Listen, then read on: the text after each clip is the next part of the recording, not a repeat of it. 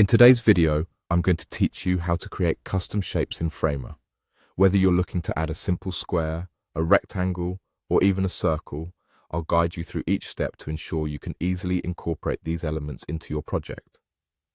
Let's get started. First of all, you'll need to open Framer. Once you have Framer launched, open up your project where you'd like to add these shapes. Now, it's crucial to note that Framer doesn't come with built-in shape tools like some other design software. But don't worry, I'm here to show you how to create exactly what you need with just a few maneuvers. To begin creating a shape, go ahead and press the F key on your keyboard. Think of this as your go-to command for flexing your creative muscles in Framer. That's F for form. With the F key activated, it's time to draw your shape. Click and drag on your canvas to start forming the shape. You'll notice it automatically takes the form of a square as you drag. This is your base, and from here, you can create what fits your project's needs. Now, if you're aiming for a rectangle instead of a square, don't fret. All you have to do is drag the bottom part of the shape you've just drawn.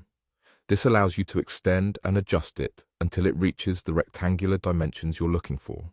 It's all about customizing the proportions to suit your design's requirements. But what if a circular shape is what you're after? Not a problem at all.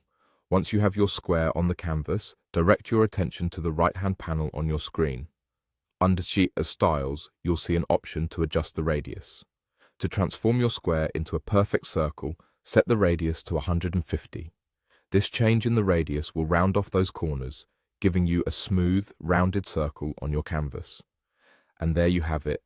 You now know how to add shapes to your Framer projects.